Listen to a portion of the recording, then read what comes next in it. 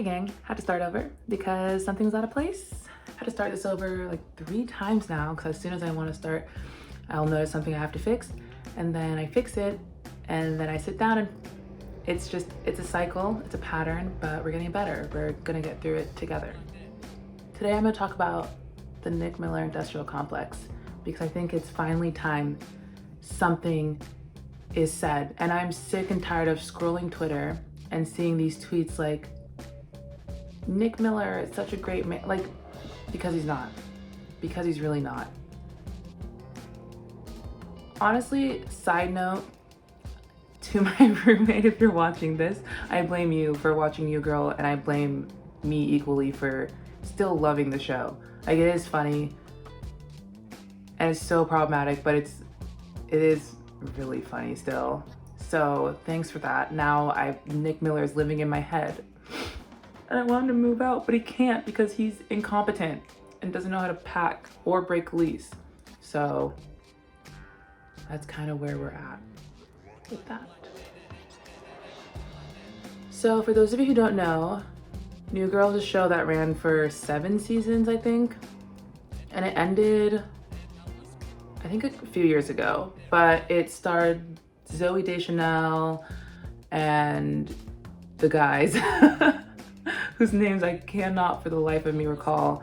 And it was just about a teacher, Jessica Day, moving into a loft with 3 other dudes. There was Nick, Winston, and Schmidt. At the beginning, there was Coach, but then he was just there to replace Winston, which is actually kind of interesting, but there's like so many videos you could actually just make about New Girl and the characters and what the show represents. We're here for one thing and one thing only. So this is gonna have spoilers as well. I'm not, yeah, spoiler alert, I will be talking openly about the show, but it's not too integral to the video, so you could probably still watch it and still find massive enjoyment out of the show. It is a really predictable show anyway, so is it technically spoilers if everyone knows that Nick and Jess are gonna end up together in the end? Anyways. So yeah, there's Jessica Day, a teacher, just got dumped, moves into a loft with like 4 dudes. Winston's the black one, but he's also quirky, and then he becomes a cop. Anyways, Schmidt is like the metro one, you know, so he's like very fancy, very about his nice things. He gives very much like a young, wealthy person, probably kind of a huge dick, but heart of gold. And I love Schmidt. He's my favorite character after Winston. And there's Nick. And Nick is a writer, I guess. It takes him so long to actually do any work writing his book, and then he works at a bar. So why would I use the words Nick Miller industrial complex? Now, Nick Miller is not the first man of this kind to wind up on TV, but he is the one I find is talked about most with like other people in my age group, and I feel as though New Girl is relatable enough that most everyone has seen it, probably. Nick is like useless. He's literally useless. He can't do anything. I remember there's one episode where they're all fighting for a parking spot, and it's split between Nick and Jess, or Schmidt and Jess, and Nick is supposed to be the tiebreaker, and he has a fucking meltdown over deciding who gets the spot. And I mean, granted, like Nick and Jess had kissed the day before, but it's a kiss, guys. It's a kiss. And they so weird about it. Both of those characters are just so strange about everything. Ever. Maybe I'll just make this a video about New Girl in general.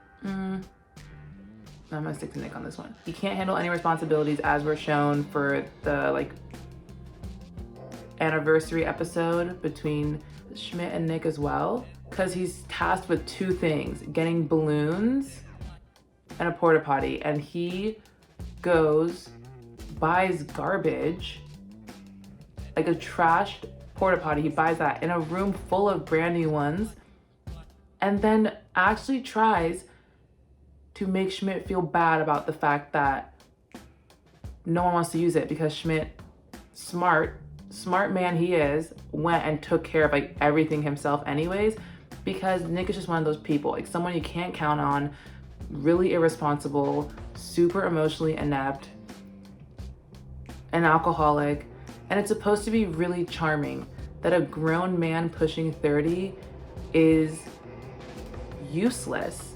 and can't confront anything.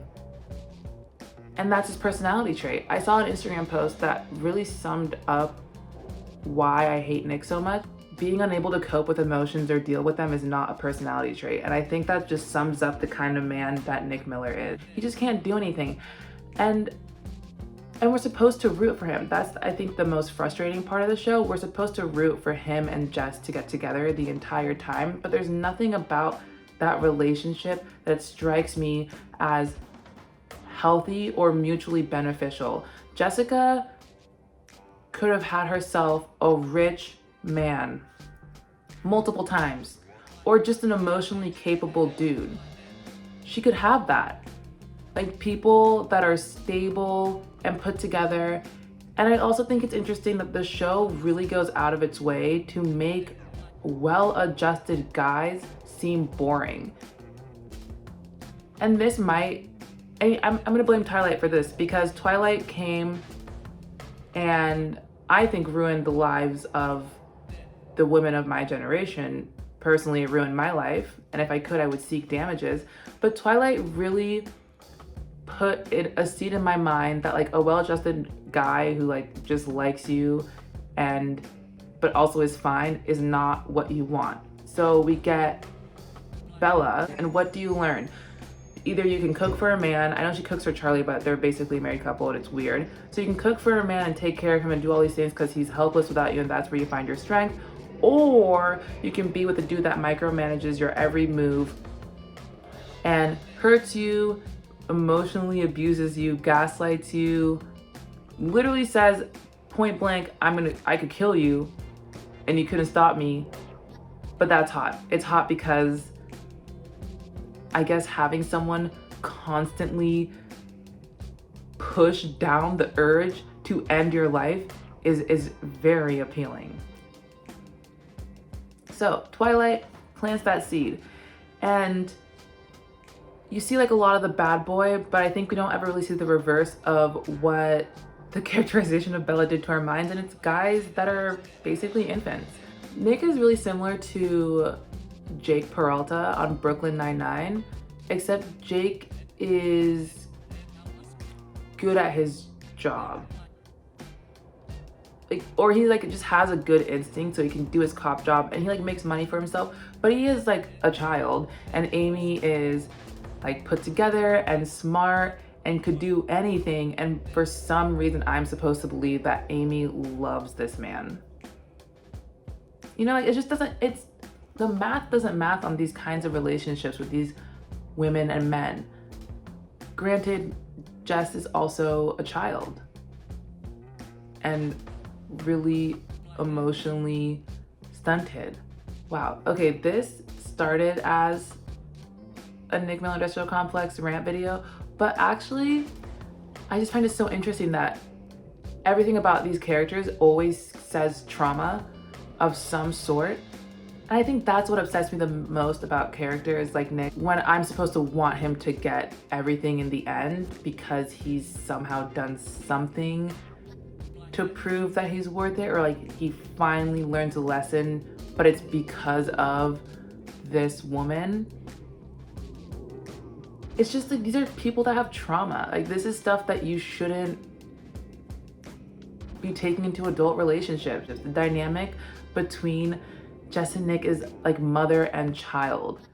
A woman shouldn't have to like lecture you all the time about how to function in society as a person, or get broken up with, or like find out the relationship is over because you went and spilled the beans on something that was not your business. Like when he went and told Jess's boyfriend, who was played by, who was that guy, like Justin Long? Yeah, who was played by Justin Long, like, oh, Jess doesn't love you and blah, blah, blah, blah, blah. and then like ruined it, and then Jess came and they sat and talked, but he like didn't leave.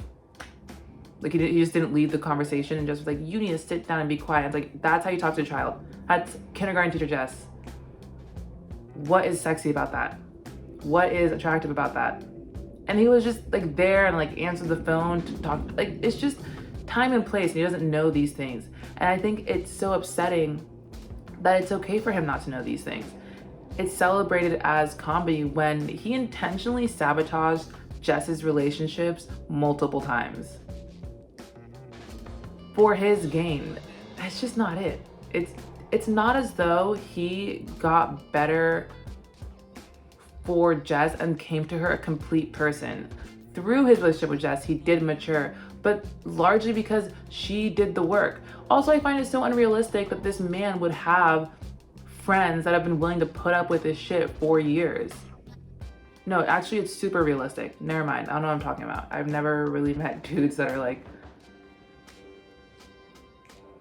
aware that they can just stop being friends with people sometimes if they're not serving them in any way. But yeah, it's just this narrative gets pushed so much, and I think it really skews how we relate to each other and how we are. And I know that people always want to say, well, you should just let people enjoy things. And I think that's fair, but you also need to be really critical of the things you're enjoying. I can enjoy New Girl, but I also understand what about it I don't want to emulate, which is all of it.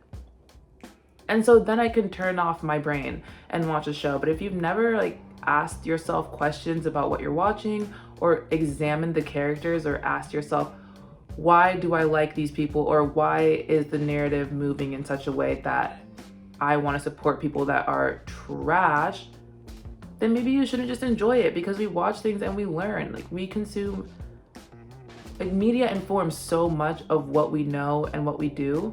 Like, people watch Christopher Nolan films and to think about time and like how that works, you know. And it's at the end of the day like a fucking movie written by some guy. I've dealt with multiple men like this, and I think it's very understated the emotional toll it takes to just be someone's caretaker when they're capable of taking care of themselves. Even if it's not stated, it's just not fun or cute to have to always look after someone, or always check after them and see if they're doing things right, or have to plan that much, because what do they offer? What is it giving to have someone like that around? What does that do for you?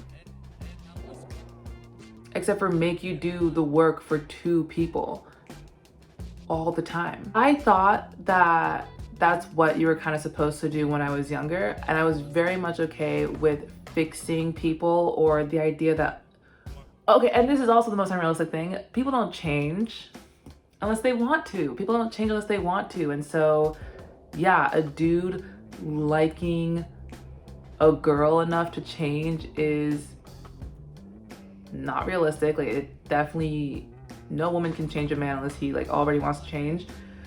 But also B, makes people stick around in shitty situations, because like, well, it winds up fine on TV, and so there is no room in our imaginations to make decisions that aren't in bad faith, when in real life you try this stuff and you wind up getting fucked over in the end. I think that's just on patriarchy for making men seem like such a prize, when a lot of times they aren't. And the thing about being around people like that in your life is that they hold you back ultimately from developing, and they keep you down because it takes twice as long to make any steps. And especially if someone like that is a romantic partner, where do you think you're not gonna be bopping to the top anytime soon? Anytime soon, because you have to always make sure that they are there with you. If they can't do it, that's not gonna come. I think it's really telling when you look back in your life, if you've ever known someone like this, just see where they're at. And then ask yourself, oh, are all those great traits just stuff that you project onto them? Nick is a really good blank slate because he has no personality. He does not exist. Nick Miller is not a person. Men like Nick Miller are not people. They're kind of just their circumstances. I think that you could probably have switched out Schmidt and Winston and Jess, honestly, with different people and just told him that they had always lived there, and he would believe it because he lives inside of his own head all the time. He is the blueprint for some people, and he's aspirational to some people. What is so admirable about someone that literally can't get it together until someone they want to have sex with comes into their space? Can you imagine raising a child with someone as emotionally unavailable as Nick? Like, what the hell would he teach the kids? I'm now imagining being Nick Miller's child and just going to him for comfort and him just handing me a beer and just being like, don't even worry, don't even feel, don't think. It's fine, it all goes away. And you can write a book about it later, even though it'll be so poorly written probably, and it'll take so long, and your friends will have to watch you freeload for years basically while you work at a bar, and then fingers crossed someone you want to have sex with moves in to the loft, and then you can begin your journey of growth. I also think to all the Nick Millers out there, or potential Nick Millers, or people who just like want to be like that, I don't know who you are, please get help. But to all of you guys, don't waste that much time being like that. You know, if you can't make decisions, not normal, not healthy. So maybe just call someone and get help. You know what I mean? If you feel the urge to talk to someone's partner about their feelings and you ruin their relationship by accident, get help. Get help, because that's none of your business. If you have a habit of like routinely missing flights or planning so poorly that you can't catch flights on time, or there are really horrible times and like all your friends try so hard to get you there on time and still you manage to be late, call someone, get help. There is also like a nuanced way to look at this, and I do think a large component of women's attraction and draw to Nick is the fact that men are scary. Men are super scary. They will growl at you at night when you're taking a walk with a friend. They'll just growl at you and they'll be super drunk. Men like Nick are relatively unthreatening because you can be in charge and exercise your own agency. There is really an appeal to being a caretaker, and we're really told from a young age that that is what we're good for. As much as we perform liberation and can say with words what exactly we want and why things aren't working for us, it is still so deep, and it does take time to root all of that out. And so you get people like Nick Miller and tweets that are like, he's so gross, but like I find that hot. It's like, no, he's just gross. He's just gross.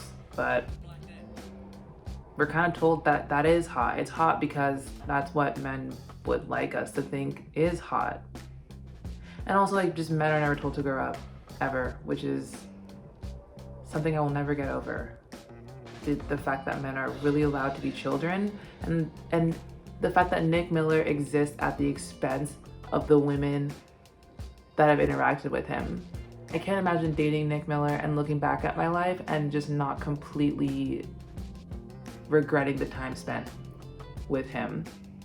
Like, it took 7 seasons for him to get his shit like together. 7 seasons. That's like, I don't know how long in the show, but that's a long time in real life. And the writers just couldn't come up with anything better. Like, they couldn't. Why couldn't he just be good from the start? Why can't we normalize normal people meeting? People that like want to try and be better. I do have hope for the future, I guess, when it comes to writing characters that are just healthy, or if they do behave like Nick and Jessica and like Schmidt and Winston, even to some extent, it's very clear that that is not adaptive behavior. Like that, you can't live the way they do in the show and be successful in life, because they're all like main characters. I like to think of New Girls like white peopling. Like that's what they do. Who the fuck? I was thinking actually about the episode where Nick missed his flight, that if I went and yelled in a street at like 2 in the morning, I'd probably be shot by the police. Like that, the way that never crossed their, to see Christmas lights, this is childish behavior. Like you missed it. Be more responsible. Don't inconvenience everyone. Yeah, it's inconveniencing everyone else just because you can't do something. And then people's lives just start to grind to a halt around you, because everyone will always be stuck making sure that you're okay, because you're only as strong as your weakest link. And when the weakest link is a barely like functional in any meaningful way man, you're not getting anywhere in life. This one video is more just to open a dialogue with you guys and just ask questions about what is everyone's thoughts on Nick Miller. My head is kind of empty today. It's actually been a little bit emptier lately, but I think that's just because I've made a pretty concentrated effort to allow myself more rest and time off media. But don't worry, I am seeing these things. I do see that Jeffree Star is trash and I do want to talk about it. Shane Dawson and Olivia Jade's comeback. Wow, thought she could sneak that one past us, but I see it. And so now I do feel compelled to make a video about Olivia Jade now. So that might actually come out tomorrow or Saturday. What are everyone's thoughts? If you are a Nick Miller stan, were a Nick Miller stan, or just have decided to continue being a Nick Miller stan, what is it about him that's so appealing? Also, what other men do you know that are in this realm of dude? Anyways, guys, you know what it is? It's Joe Biden's America. We did it, Joe.